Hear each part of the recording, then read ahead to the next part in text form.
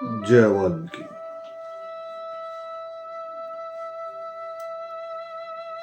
सबसे पहले मुक्तिमाला का पाठ आप सभी अपने अपने घरों में जैसे भी हैं, जैसे से मतलब आप बेड पे भी बैठे हो सकते हैं, मगर जो बेड पे नहीं है शूज उतार लें।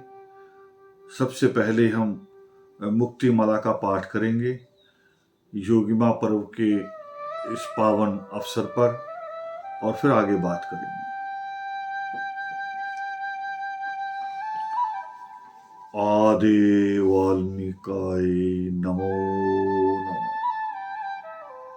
आदि वाल्मीकाय नमो नमः। आदि वाल्मीकाय नमो नमः। आदि वाल्मीकाय नमो नमः। वह अक्षर का वास है लो में लो परलोक, मां मन में जो खोजता का कर देता मोक्ष। लेकर मन के चार ये धागा ध्यान लगाएं, सुरती शब्द को मिलकर तुमरा दर्शन पाए। वह अक्षर का वास है ल में लोक परलोक, मां मन में जो खोजता का कर देता मोक्ष। लेकर मन के चार ये धागा ध्यान लगाएं, सुरती शब्द को मिलकर तुमरा दर्शन पाए। मोक्षवान गुरु वाल्मीकि की जय, जगत पिता वाल्मीकि की जय, आदि धर्म की जय, आदि तीर्थों की जय, आदि धर्म के सभी महापुरुषों की जय। जो बोले सो निर्भय, सृष्टिकर्ता वाल्मीकि दयावान। आधर्म प्रेमियों, योगिमा पर्व के पावन अवसर पर आप सबको बहुत बहुत मुबारकबाद।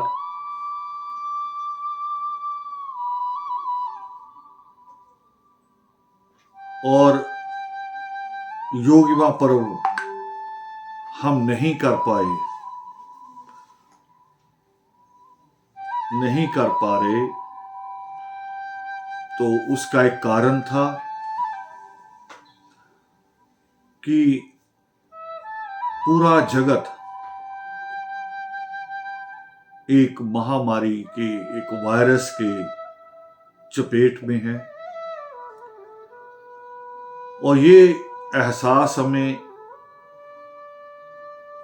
बड़े जो डॉक्टर्स हैं वर्ल्ड के, उनके इंटरव्यू से पहले हो गया था। वो बार बार कह रहे थे कि तीसरी लहर बिल्कुल लास्ट में अक्टूबर के बाद आएगी, और हम देख रहे हैं कि वो लहर आई, और यहां तक कि इंटरनेशनल फ्लाइट रद्द हो गई,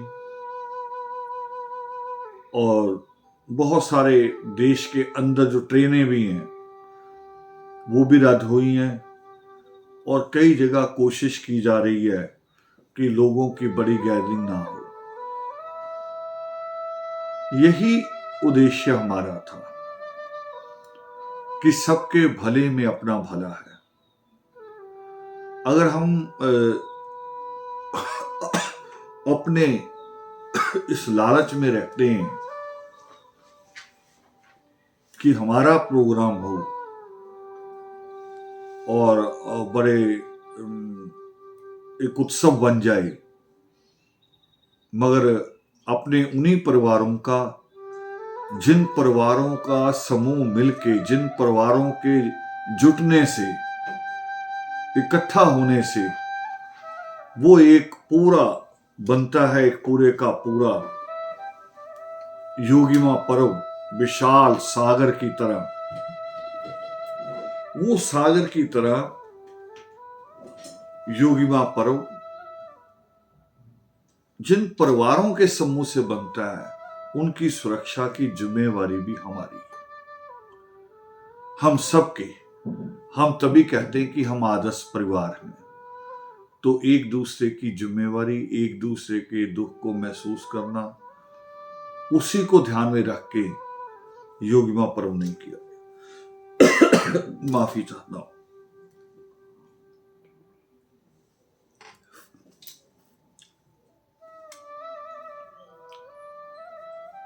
मगर जो मार्च 2019 से लगातार ये जो हम झेल रहे हैं, मार्च 2020 से जो चल रहा है लगातार, उसमें लोगों का निराश होना और घबराहट होनी जरूरी थी, क्योंकि ईश्वर ने एक दिल जो दिया है, दिमाग तो दिया ही है, दिमाग उस मुश्किल से निकलने के रास्ते देता है, और जो दिल है कई बार घबराता भी है, मगर जब दिल मजबूत हो जाए तो फिर दिल और दिमाग मिलके किसी भी मुश्किल का सामना करते। और हमने इस दौर का मुकाबला किया, इस दौर का हमने मुकाबला किया और एक रिकॉर्ड कायम किया कि 6 बुक्स इसी दरमियान आई, और पावन योग शिष्ट के ऊपर लगभग 60% काम हो चुका है, और जो 40% है उसका भी जो ड्राफ्ट है एक तरह से कि वो क्या होना है, वो सारा दिमाग में तैयार है, मगर उसमें थोड़ी सी अभी कमियां हैं कि कुछ और साथियों की जरूरत पड़ेगी उसमें, विद्वानों की, ताकि उसे गति से कर सकें।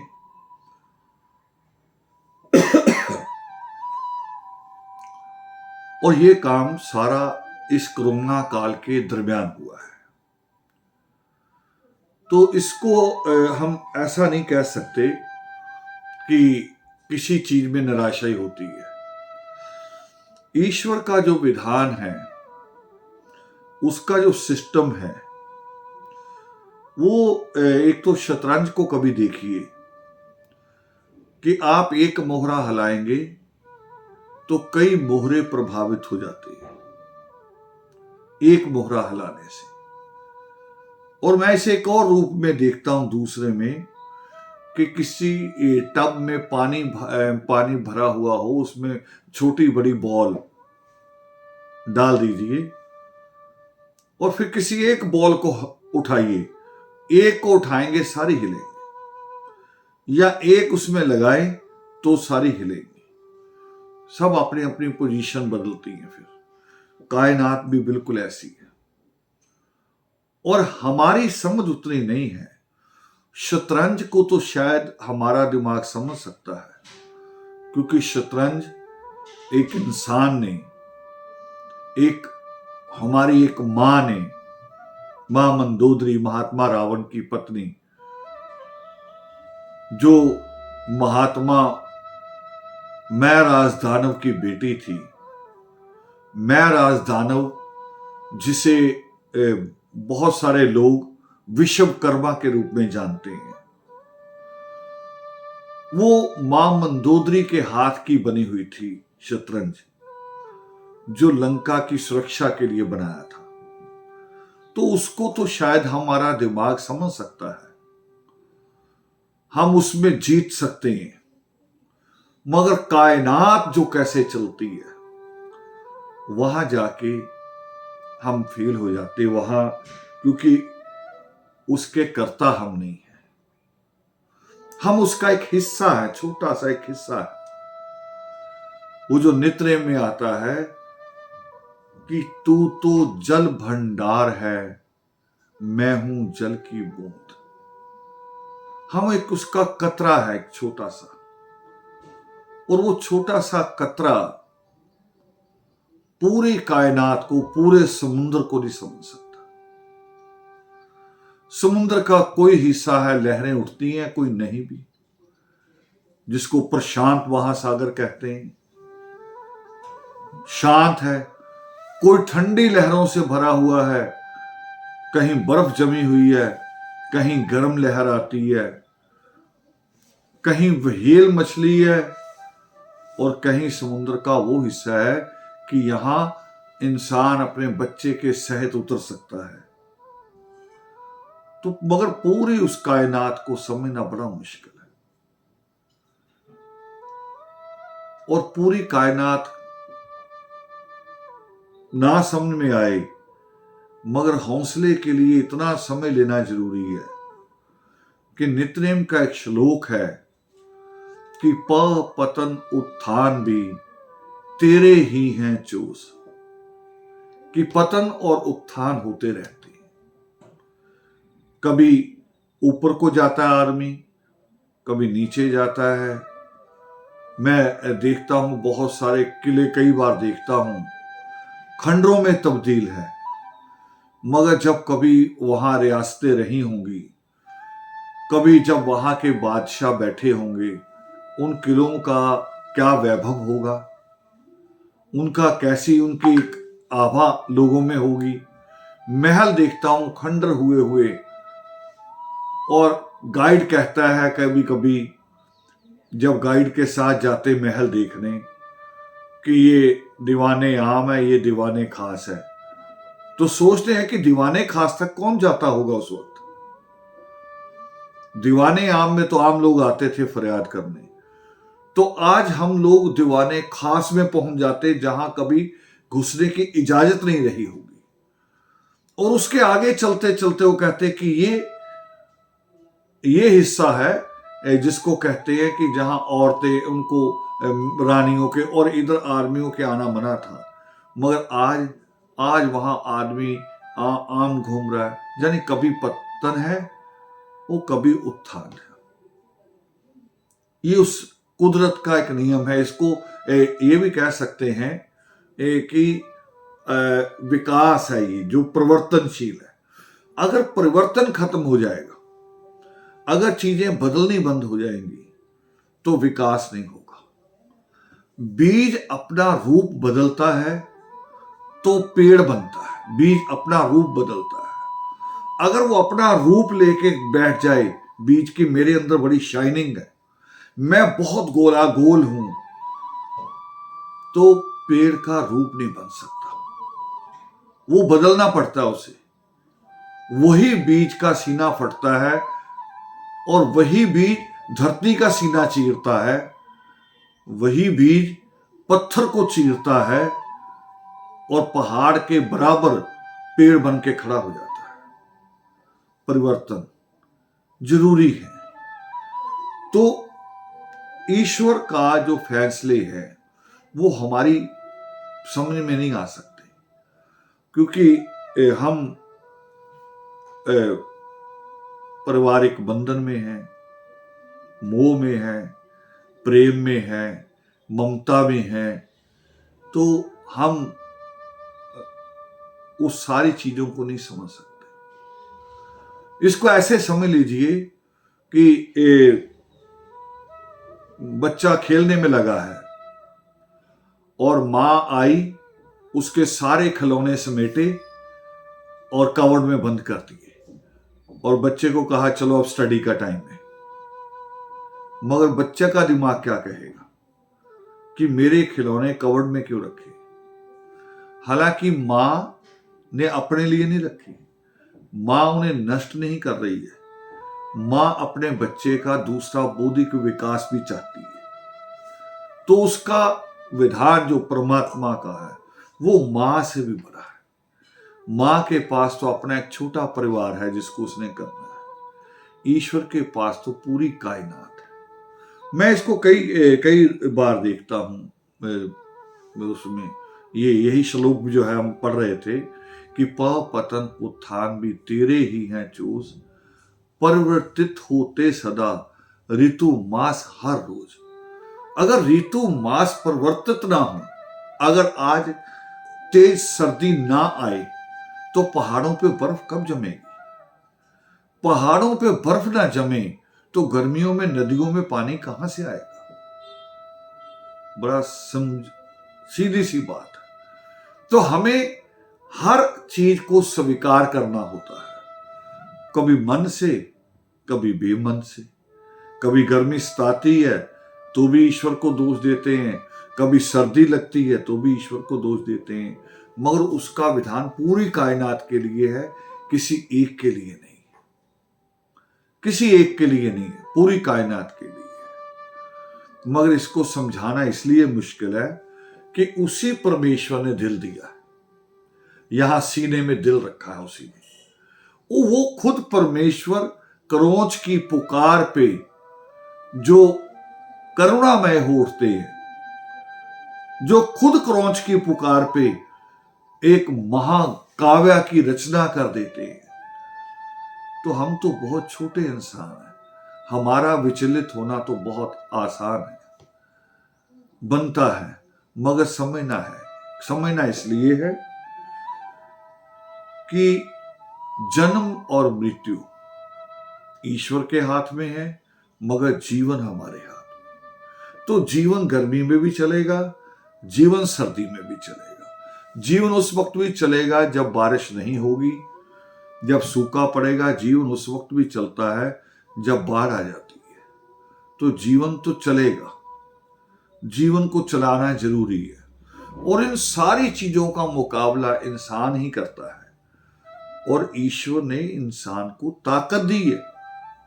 ये नहीं है कि खिलौना बना के छोड़ दिया कि जा तू वो मुसीबतों से जूझता रहे, ऐसा नहीं।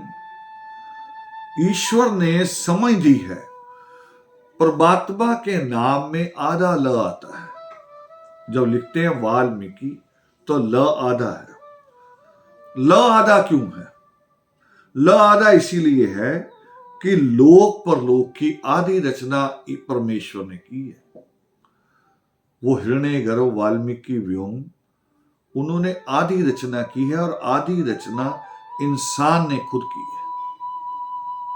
इंसान ने कभी उसी मिट्टी से घर बनाए, इंसान ने कभी परमात्मा की दी हुई घास फूस से घर बनाए, यानी उसी की चीजों से उसको परिवर्तित किया। और आज देखो, उसी के पहाड़ों को काट के सीमेंट बनाता है, कंक्रीट बनाता है, और अपना घर बनाता है, बिल्डिंगें बनाता है उसी कंक्रीट से, परमात्मा के दिए हुए पहाड़ों से, उसी के दिए हुए पत्थरों से। तो परमेश्वर ने बिल्कुल ऐसे भी नहीं किया कि हमें छोड़ दिया है।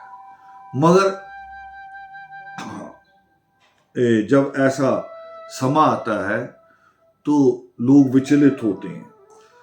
हमें भी लगा जब कोरोना काल आया शुरू में कि क्या होगा दुनिया का, क्योंकि एक बीमारी तो थी ना छूने से, और ये बीमारी तो बिना छुए हवा में सांस दूसरे ने छोड़ी, आपने ली, और पता नहीं आप बाजार में चलते चलते कितनी बार सांस छोड़ेंगे और कितने लोग लेंगे। तो लग रहा था पता नहीं दुनिया का क्या होगा, मगर लोगों ने ही, इंसान ने ही उस परमेश्वर के दिए हुए दिमाग से उसके रास्ते ढूंढे।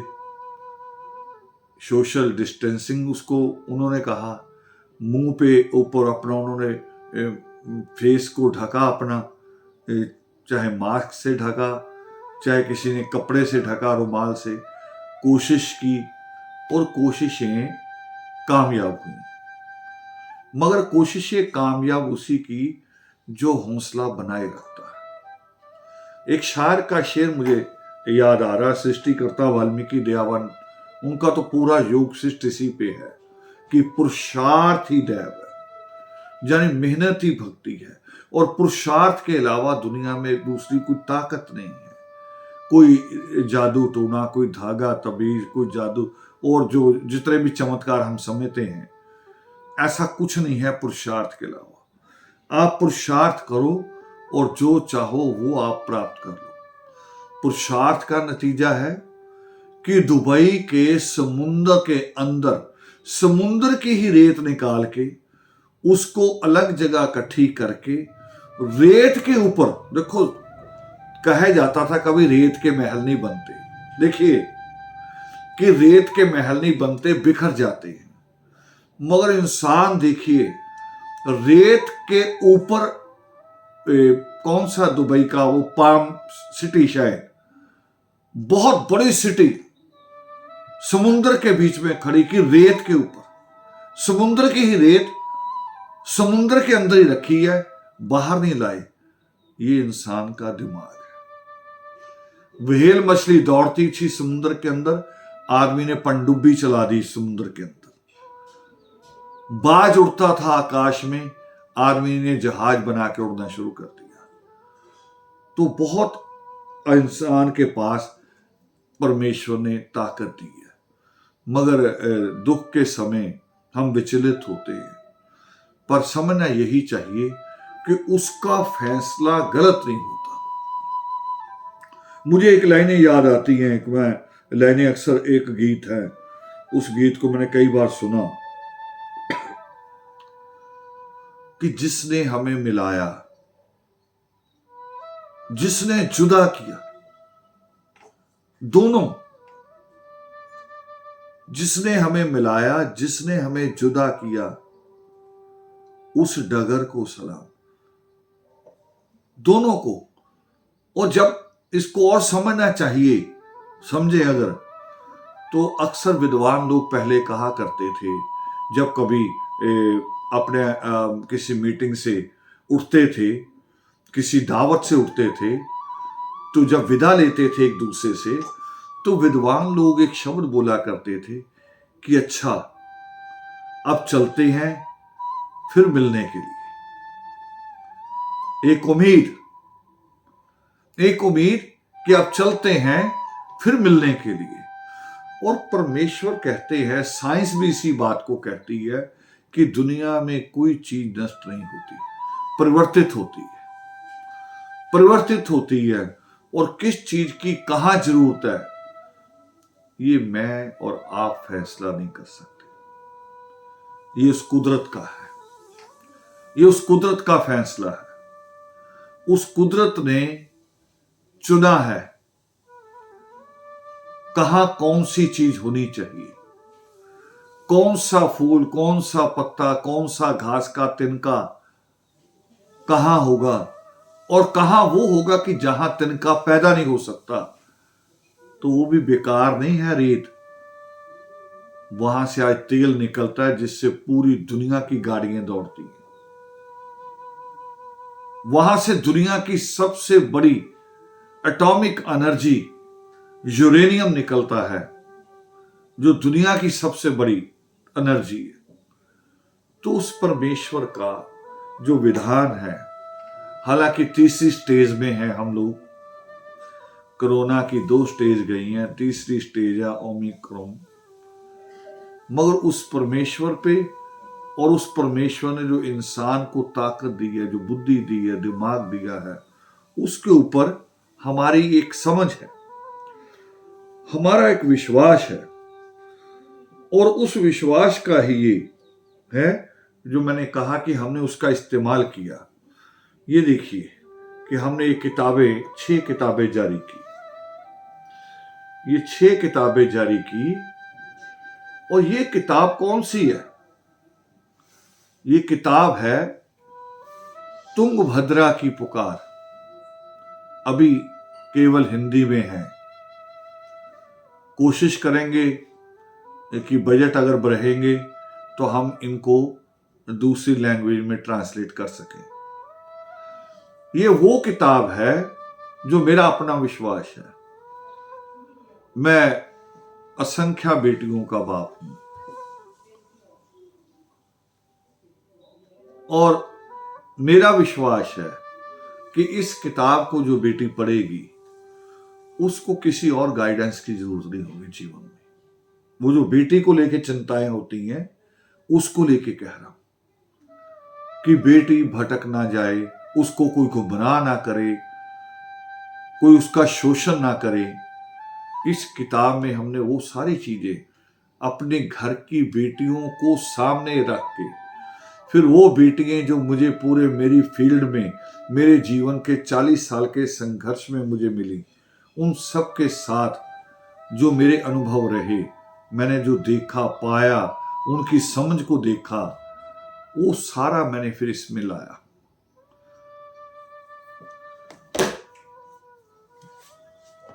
ये किताब है तमसा के तीर। तमसा के तीर, जिसमें उन आर्टिकल को हमने शामिल किया जो आर्टिकल ऐतिहासिक हैं, जैसे दिवाली पे है, दशहरे पे है, होली पे है। लोगों के सवाल है कि दिवाली, दशहरा, होली, ये सारे हत्याओं करके ही हथियार क्यों बनाए जाते हैं? त्योहार किसी ना किसी की हत्या करके फिर इन त्योहारों को मनाया जाता है। उन सब चीजों के दस्तावेज हैं, उनके प्रमाण हैं। ये किताब है कबीरा खड़ा बाजार में, हमारी व्यवस्था के खिलाफ, जो व्यवस्था करप्ट हो गई है। मैं अभी एक पिछले योगामृत में था, आप लोगों ने शायद वो वीडियो देखा हो, मंडी गोविंदगढ़ में था, और मैंने एक बड़ा आसान सा सवाल सीधे बच्चों से कर दिया कि अगर किसी रोड पे एक्सीडेंट हो जाए और कोई आदमी घायल पड़ा हो और दो दुकान है आसपास, एक तरफ कसाई की दुकान है, एक तरफ डॉक्टर की दुकान है, कौन उठाने आएगा? आप हैरान होंगे कि एक शायद 7th या 9th क्लास की बेटी खड़ी हो गई, वो कह रही जी कसाई उठाने आएगा। ये मानसिकता हो गई आज पूरी दुनिया में।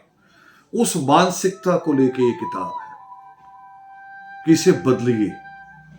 मां सीता ने वाल्मीकि आश्रम क्यों चुना था?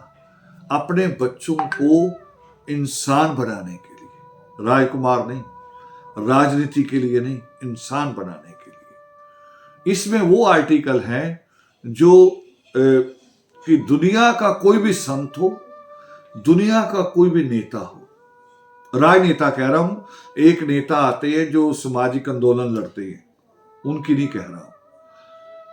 नेता और संत शिक्षा से बहुत डरते हैं। वो हमेशा चाहते हैं कि शिक्षा के ढांचों को खराब किया जाए, इनको बर्बाद किया जाए। लोग अगर शिक्षित हो गए तो संत और नेता के ढकोंसले, उनके जुमले नहीं चलेंगे। ये किताब आई तेरी रजा क्या है। तेरी रजा क्या है, ये उन नौजवानों पे, लड़कों पे लिखी है मैंने।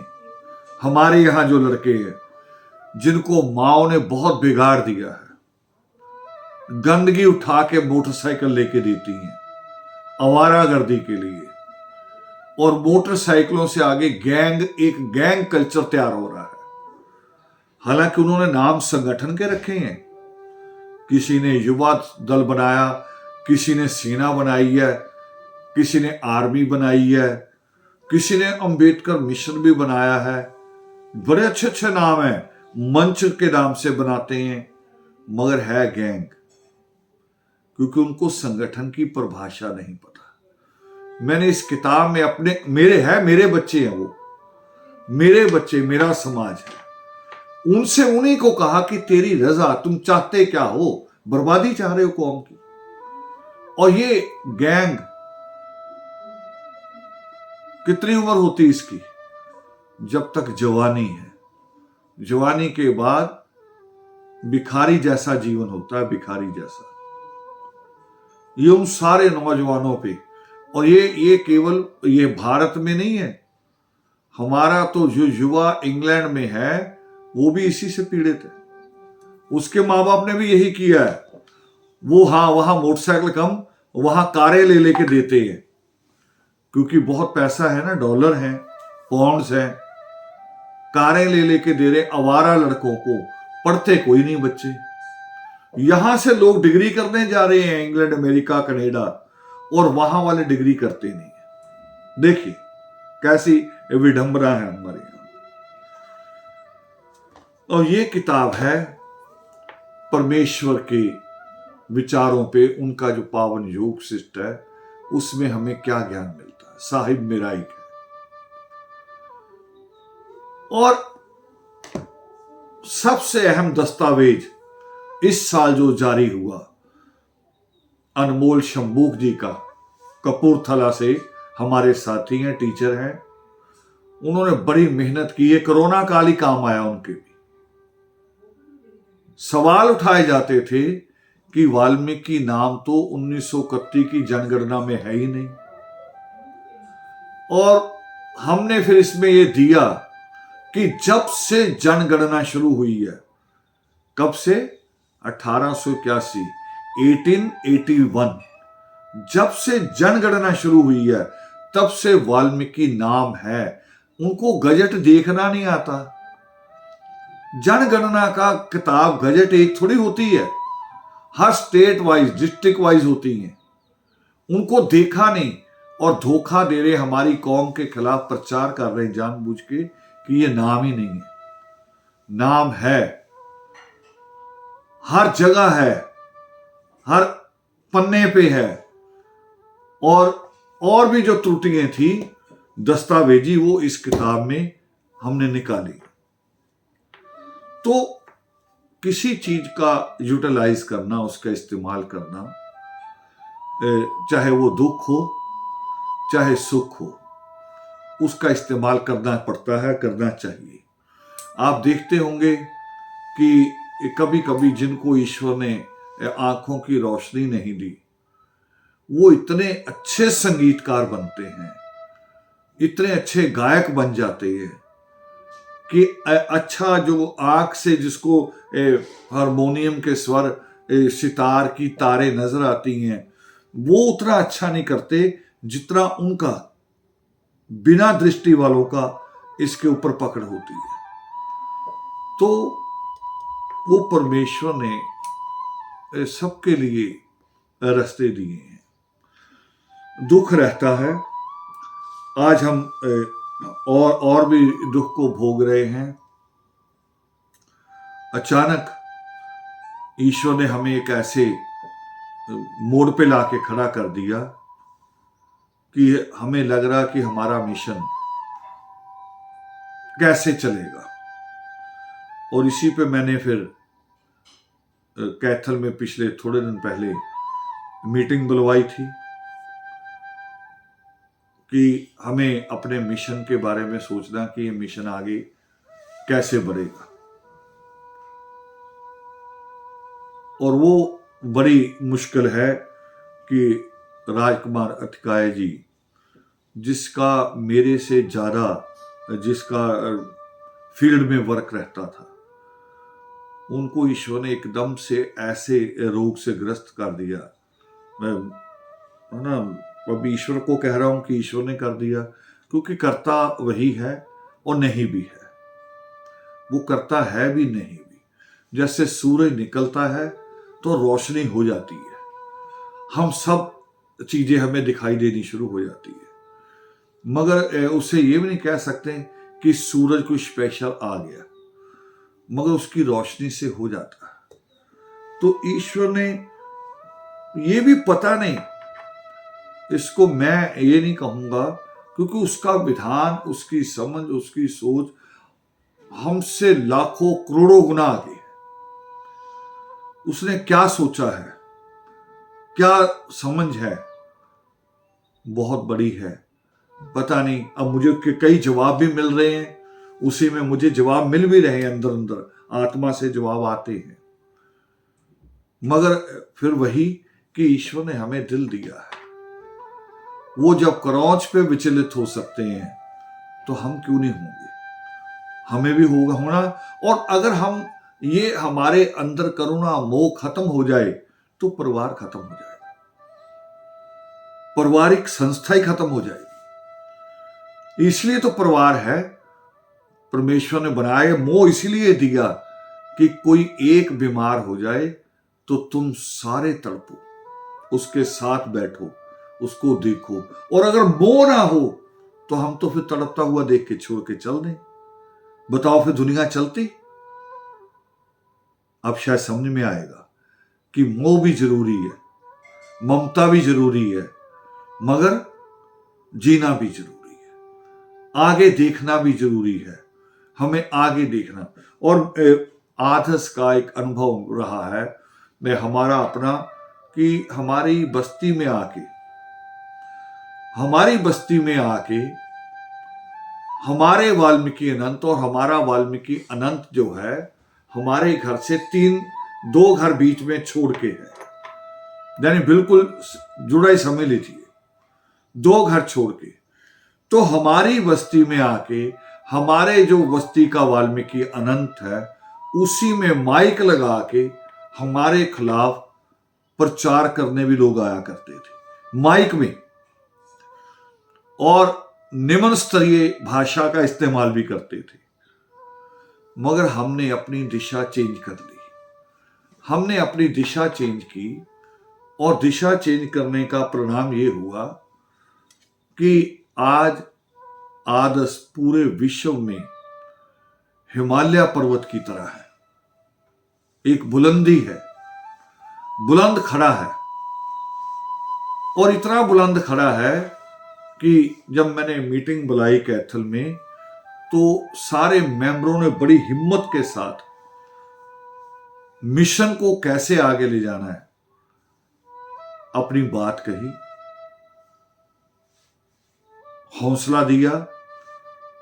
और बता दूं आपको एक बात कि अभी 2-3 दिन पहले, 29 तारीख को, 2 दिन पहले 29 को अतिकाय जी अपने इलाज के लिए जो टाटा इंस्टीट्यूट गए थे, और वहीं से जो लोग उनको मिल रहे थे, उनके साथ गए थे, उनसे वो ये कह रहे थे कि जो आश्रम का हमारा जो सपना है, जो मिशन को स्थायी करेगा,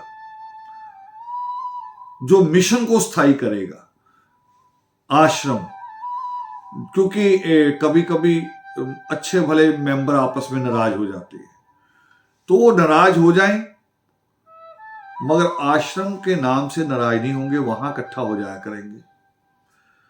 अब जैसे पंजाब का मुख्यमंत्री बादल बने या अमरिंदर सिंह बने, दरबार साहब वो जाएंगे, वहां नतमस्तक होना ही है। और मिशन कहां से चलेगा? धर्म। पावन वाल्मीकि तीर्थ बहुत सारे हैं, और आपको खुशखबरी दे दूं कि जैसे पावन वाल्मीकि तीर्थ अमृतसर तैयार हुआ है, ऐसे पावन वाल्मीकि तीर्थ जो वाल्मीकि नगर बिहार में है, उसकी डेवलपमेंट बहुत ज्यादा हो रही है। और अभी मंत्रिमंडल की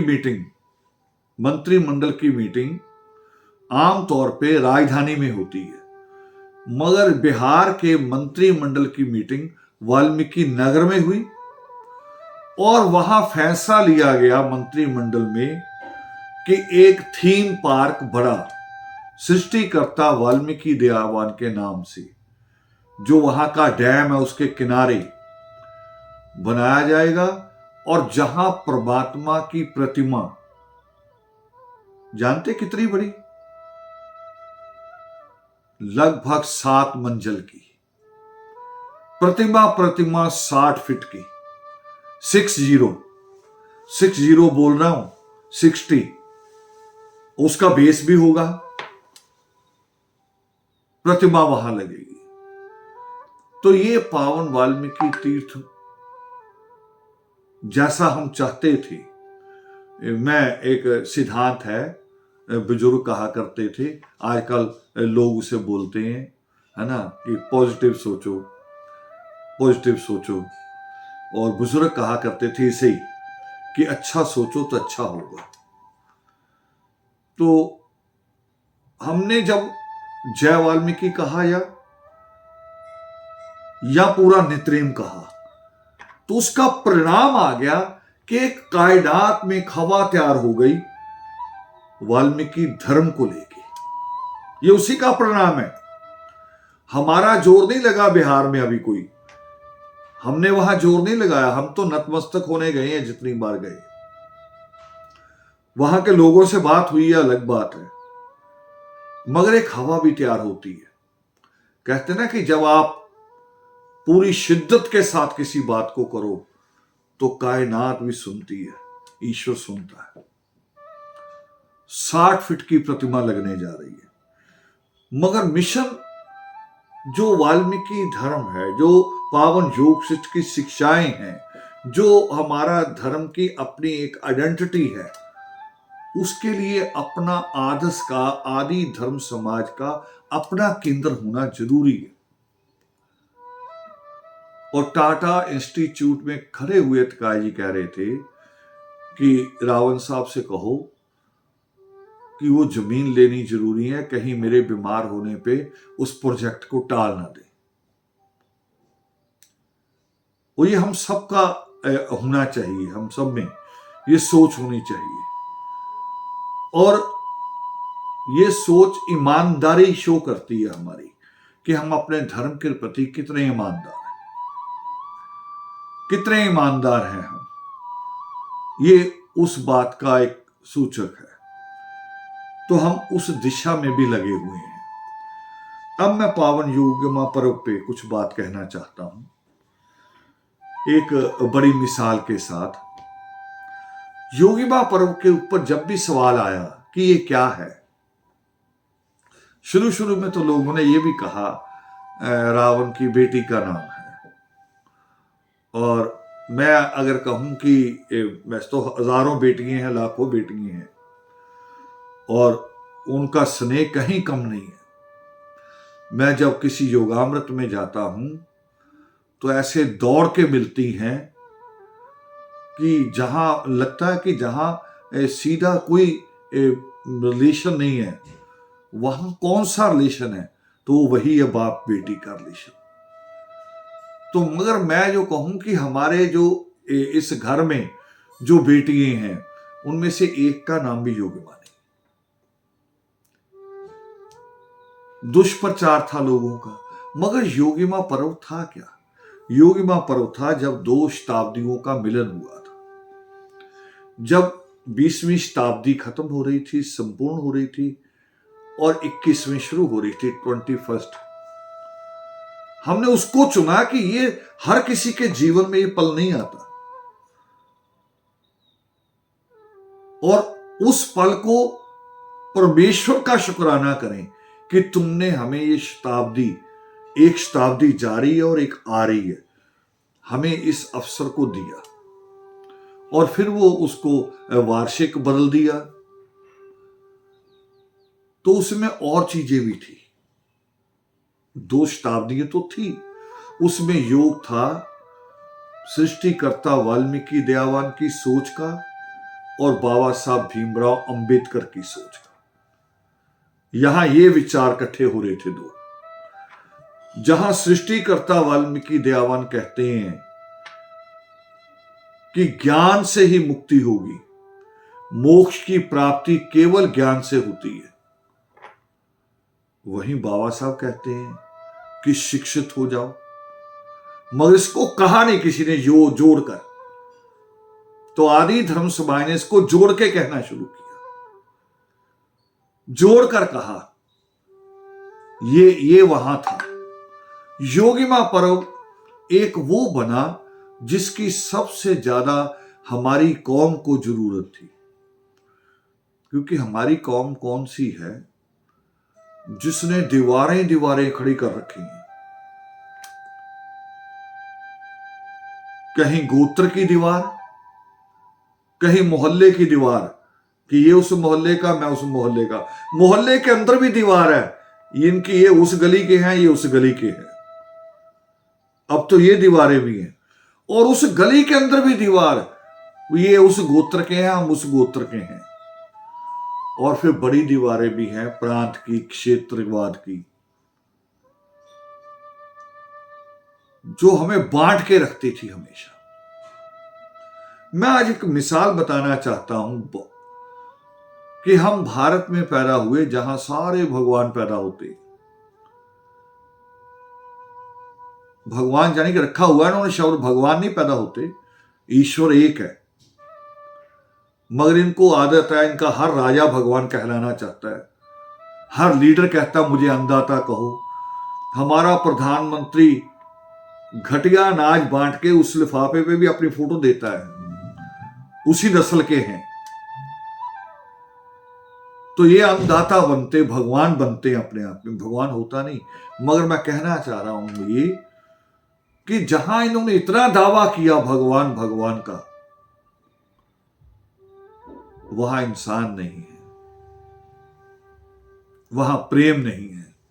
वो जो कबीर साहब कहते हैं ना कि पोथी पढ़ पढ़ जग मुआ, पंडित भया ना कोई, ढाई आखर प्रेम के पढ़े सो पंडित हुए। वो 2.5 अक्षर पढ़ने की जरूरत थी, वो 2.5 अक्षर पढ़ लिए होते प्रेम के, तो आज ये जो दंगे हैं, अलगाववाद है, ये नहीं होता। देखो हम कैसा देश है, भारत माता, भारत माता एक, नदियां सबकी माता, मगर नदी का पानी दूसरी स्टेट को नहीं देंगे। कैसी बात है ये, देखो कैसा, कैसे हमारा प्रेम देखिए, आपसी आपसी प्रेम कैसा है। पंजाब हो, हरियाणा हो, यहां नदियों को लेकर लड़ाई, तमिलनाडु हो, कर्नाटक हो, नदियों को लेकर लड़ाई। और मैंने पढ़ा इस्लाम में कि जब खाना खाने लगो, खास तौर पे सफर पे, और दूसरा मुसाफिर सामने बैठा है, पहले उससे पूछो उसके पास खाना है कि नहीं है, और अगर ना हो तो अपनी आधी रोटी पहले उसे दो। खुदा इसमें खुश है, खुदा तुम्हारे सजदे पे खुश नहीं है उतना कि तुम बार बार नाक रगड़ो, सिर झुकाओ। सिर झुकाना, अदब करना अच्छी बात है, मगर उसकी कायनात, उसके जीवन से प्रेम करना भी जरूरी है। और ये कैसा देश है जिसमें इतनी दीवारें हैं, शहरों को लेके दीवारें हैं, भाषाओं को लेके दीवारें हैं। और मैं एक ऐतिहासिक बात कहना चाहता हूं कि जर्मन में जब सेकंड वर्ल्ड वॉर खत्म हुआ,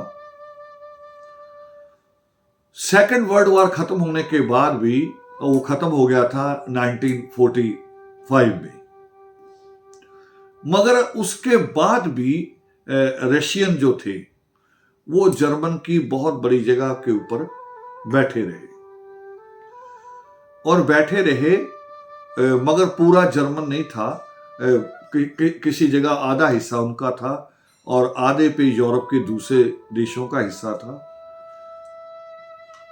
और एक अद्भुत घटना घटी, देखिए शायद ऐसे कहीं होता हो, देश तो बटे हैं बहुत सारे, भारत पाकिस्तान बना है, मगर ऐसा नहीं हुआ कि एक शहर, अच्छा भला शहर, जिसको एक दूसरे के हम देख रहे हैं, रोज आते जाते हैं, उसके बीच में दीवार खड़ी कर दी जाए, शहर के बीचों बीच। यह हुआ बर्लिन के साथ। बर्लिन के 2 हिस्से थे, एक उसका ईस्टर्न था, एक वेस्टर्न था। ईस्टर्न जो था वो वहां रोजगार कम था, लोगों के पास काम कम थे, तो वेस्टर्न में काम करने आते थे, शहर में ही। शहर बता रहा हूं आपको, इसको समझना हो तो ऐसे समझ लीजिए कि जैसे दिल्ली के एक छोर से दूसरे छोर में काम करने जाते हैं लोग, या ज्यादा और समझ लीजिए कि नोएडा से लोग गुड़गांव जाते हैं। ऐसे समझ लीजिए जैसे कराची के अंदर लोग कराची के साउथ से नॉर्थ में जाते हो, शहर में, एक ही सिटी में। तो उनके रोजगार कम थे, तो वो जाते थे फिर जो पश्चिम बर्लिन था। मगर जो रशियन फौज थी उनको उनके जो शासक थे उनको ये पसंद नहीं आया। उनको इसमें कहीं लगा कि कहीं बगावत ना हो जाए हमारे खिलाफ। क्यों? क्योंकि जहां रशिया का कब्जा था वहां भूखमरी थी, ईस्ट बर्लिन, और जहां पे लोग जा रहे थे रोजगार के लिए वहां संपन्नता दिखाई देती थी लोगों की, यानी कि कम से कम उनके जरूरी चीजें पूरी थी।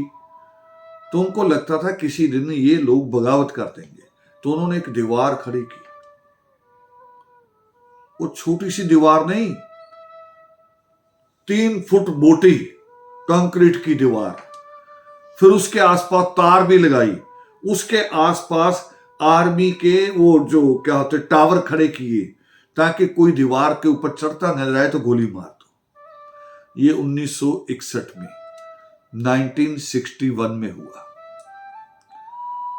मगर एक खूबसूरत बात है जो मैं इसमें कहने जा रहा हूं। जैसा योगिमा पर्व करता है, जो योगिमा पर्व ने किया कि बीच की दीवारें तोड़ दी हैं, बीच की दीवारें तोड़नी है, प्रांतों की दीवारें तोड़नी है।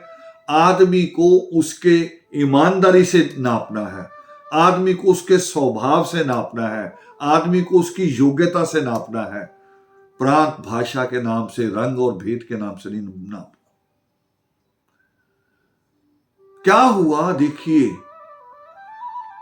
आंदोलन किसे करना चाहिए था कि जिनके पास रोजगार नहीं है उनको आंदोलन करते कि ये दीवार तोड़ो, हम रोजगार के लिए उधर जाना चाहते हैं।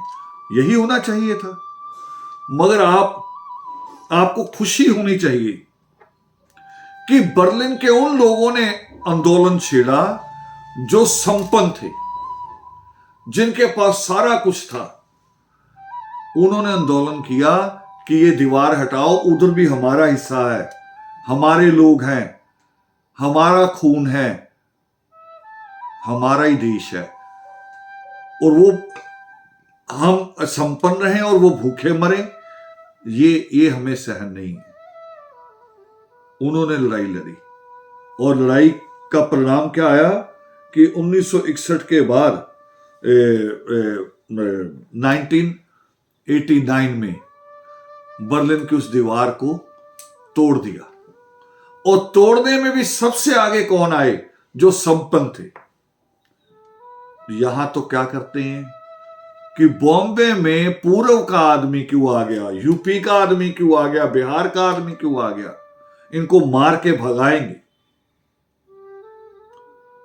और नॉर्थ ईस्ट में जाके ये बीज बो दिया। नॉर्थ ईस्ट में वहां ज्यादा मजहबी सिख था जिनके ऊपर हमले करवा दिए।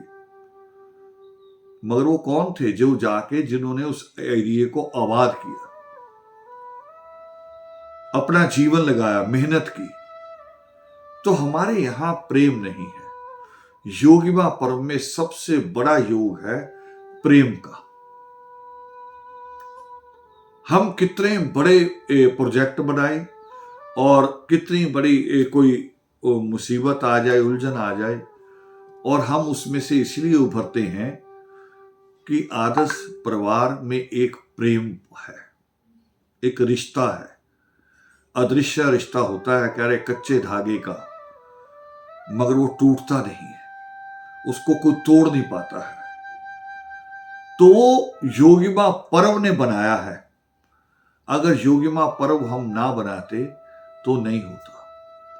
अब जैसी इच्छा है हमारे सारे मेंबरों की, जितने भी उस कैथल की मीटिंग में थे, वो भी, जो नहीं थे वो भी, जो नहीं पहुंच पाए उनसे भी मेरी बात हुई, उन सब का भी इच्छा है कि कितना बड़ा प्रोजेक्ट हो, हम सारे लोग उसके लिए जो भी करना पड़ेगा, और जो कर रहे हैं, करने जा रहे हैं, जो पहले उसमें स्टेप में हो रहा है वो बहुत बड़ा है। शायद किसी संगठन में नहीं हुआ आज तक कि 5 लाख रुपया आदमी, हर मेंबर देगा जमीन के लिए।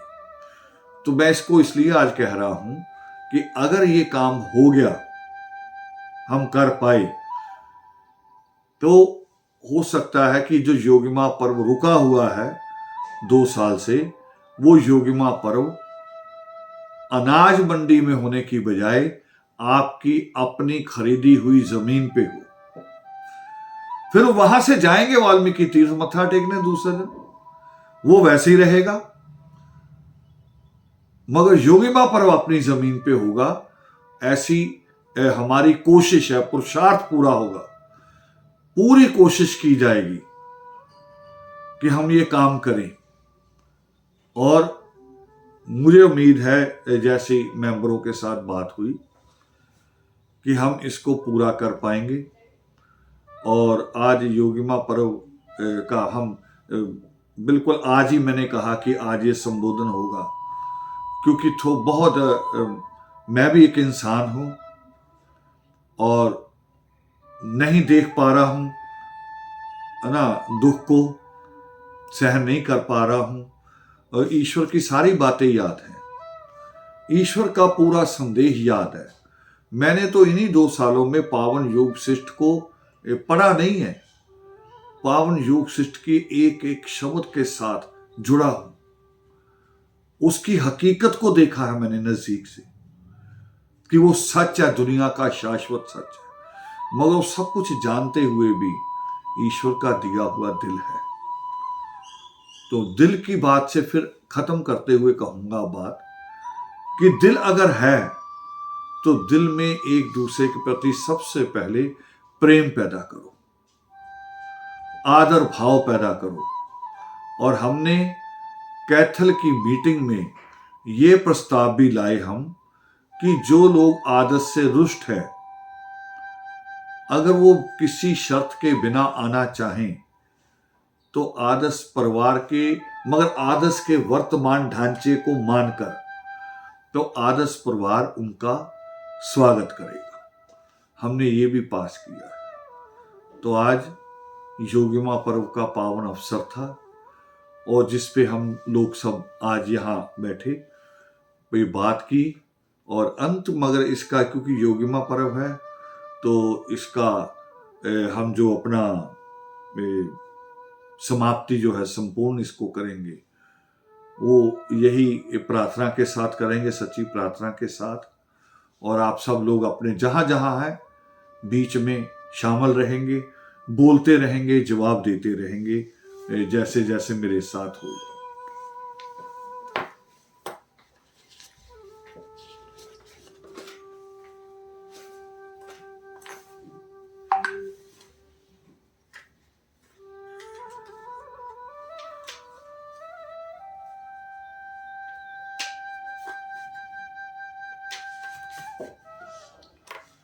जो बोले सो निर्भय, सृष्टि करता वाल्मीकि दयावान की जय।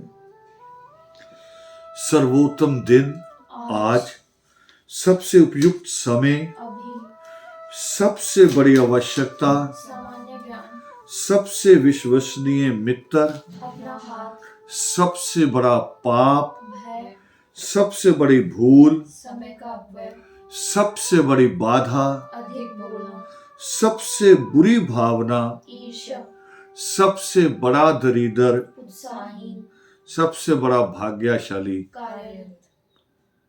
हे विश्वेश्वर, हे विश्वेश्वर, आप वरम और विशिष्ट हो, आप वरम और विशिष्ट हो, अर्थात उत्तम व खास हो, उत्तम व खास हो। हमें भी वरम व विशिष्ट बनाओ, वरम व विशिष्ट बनाओ। हे वरम पिता, हे वरम पिता, आप सृष्टि के आदि और अनंत हो, आदि और अनंत हो।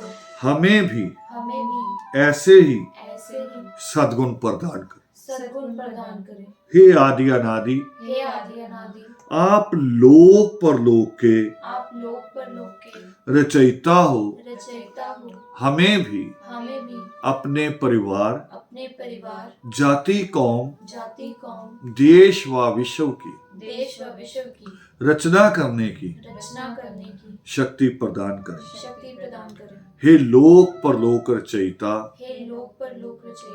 आप मुनिनाथा हैं, हमें भी मनन की शक्ति प्रदान करें।